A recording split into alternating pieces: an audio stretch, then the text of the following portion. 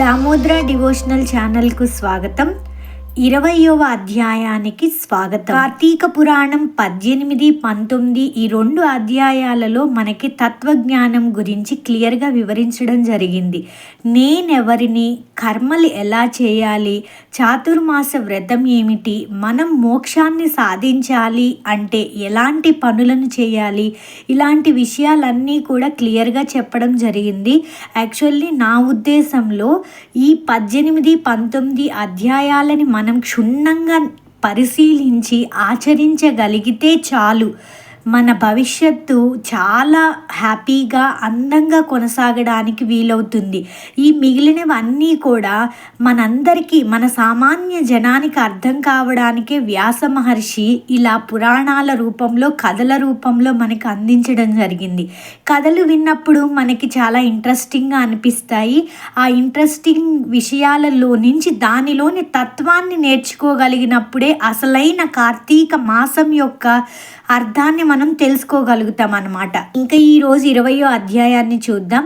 జనక మహారాజు చాతుర్మాస్య వ్రత ప్రభావం వినిన పిమ్మట వశిష్ఠునితో, గురువర్య, కార్తీక మాస మాహత్యమును ఇంకనూ వినవలేడనే కోరిక కలుగుతున్నది. ఈ వ్రత మహత్యమునందు ఇంకనూ విశేషములు కలవా అను సందేహం కూడా కలుగుచున్నది. ఈ నా సంశయ నివారణ కొరకు మరెన్ని ఉదాహరణలు వినిపించి నన్ను కృతార్థుణ్ణి చేయమని అడిగెను. ఆ మాటలకు వశిష్ఠుల వారు మందహాసంతో, ఓ రాజా, కార్తీక మాస మహత్యం గురించి అగస్త్య మహామునికి, అత్రిమునికి జరిగిన ప్రసంగం ఒకటి కలదు. దానిని వివరించెదను, ఆలకింపుమని ఆ కథా విధానమును ఇట్లు వివరించిరి. పూర్వం ఒకప్పుడు అగస్త్య మహర్షి అత్రి మహర్షిని గాంచి, ఓ అత్రి మహాముని, నీవు విష్ణువు అంశయందు పుట్టిన వాడవు. కార్తీక మాస మహత్యమును నీకు ఆమూలాగ్రమున తెలియును, కాన దానిని నాకు వివరింపుమని కోరెను. అంత అత్రి మహాముని, కుంభ సంభవ, నీవు అడిగిన ప్రశ్న వాసుదేవునికి ప్రీతికరమగుటచే ఉత్తమమైనది. కార్తీక మాసంతో సమానమైన మాసం, వేదములతో సమానమగు శాస్త్రము, ఆరోగ్య సంపదకు సాటియగు సంపద లేదు. అటులనే శ్రీమన్నారాయణుని కంటే వేరే దేవుడు లేడు. ఏ మానవుడైనను కార్తీక మాసమున నదిలో స్నానం చేసినను, శివకేశవుల ఆలయమందు దీపారాధన చేసినను, లేక దీపదానమును చేసినను కలుగు ఫలము అపారము. ఇక్కడ ఒక వాక్యం, ఆరోగ్య సంపదకు సాటియగు సంపద లేదు. ఇప్పుడున్న ప్రపంచంలో అది కరెక్ట్ అండి. ఆరోగ్యమే మహాభాగ్యం. ప్రతి ఒక్కళ్ళని, ఎవరిని కదిలించినా ఏదో ఒక ఆరోగ్య సమస్య చెప్తూనే ఉంటున్నారు. అందుకనే ఆరోగ్యమే ఇప్పుడు ఉన్న ఏకైక సంపదగా మనం భావించాలి. ఆరోగ్యంగా ఉండి ఏ రోగం రొప్పు లేకుండా ఉంటే వాళ్ళంతట అదృష్టవంతులు ఎవ్వరు ఉండరండి. చిన్న పిల్లల దగ్గర నుంచి ఎవరిని చూసినా ఏదో ఒక సమస్య, ఆరోగ్య సమస్యతోనే బాధపడుతూ ఉన్నారు.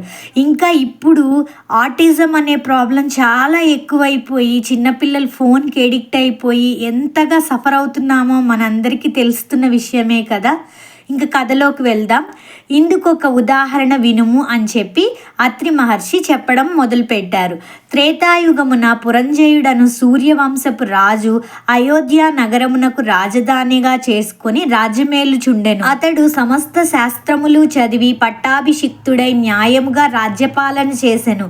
ప్రజలకెట్టి ఆపదలు రాకుండా పాలించుచుండెను. అట్లుండా కొంతకాలంనకు పురంజయుడు అమిత ధనాశ చేతను, రాజ్యాధికార గర్వం చేతను జ్ఞానహీనుడై, దుష్టబుద్ధి గలవాడై, దయా దాక్షిణ్యములు లేక దేవ బ్రాహ్మణ మాన్యములు లాగుకొని పరమలోభి అయి చోరులను చేరదీసి వారిచే దొంగతనములు, దోపిడీలు చేయించుచు, దొంగలు కొల్లగొట్టుకొని వచ్చిన ధనముతో సగం వాటా తీసుకొనుచు ప్రజలను భీతావహులను చేయుచుండెను. ఇటుల కొంతకాలం జరుగగా అతని దౌక్ష్యములు నలుదిక్కులా వ్యాపించెను. ఈ వార్త కాంబోజా, కొంకణ, కళింగాది రాజుల చెవుల పడింది. వారు తమలో తాము ఆలోచించుకొని కాంబోజ రాజును నాయకునిగా చేసుకొని రథ, గజ, తురగ, పదాతి సైన్య బలాన్వితులై రహస్య మార్గం వెంట వచ్చి అయోధ్య నగరమును ముట్టడించి నలువైపులా శిబిరములు నిర్మించి నగరమును దిగ్బంధం చేసి యుద్ధమునకు సిద్ధపడిరి.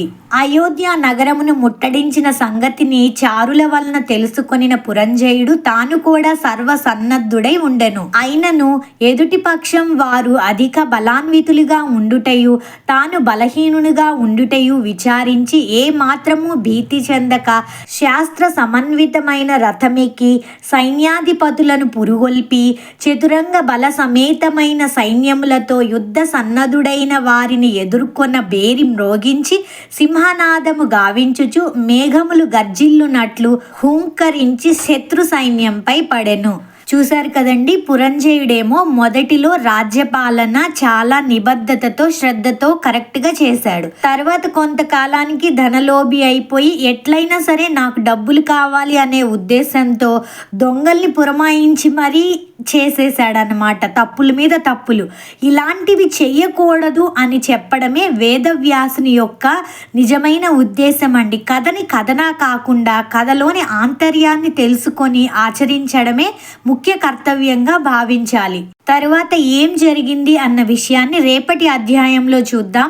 ఇట్లు స్కాంద పురాణాంతర్గత వశిష్ఠ ప్రోక్త కార్తీక మాహత్యమందలి 20వ అధ్యాయము అంటే 20వ అధ్యాయం సమాప్తం.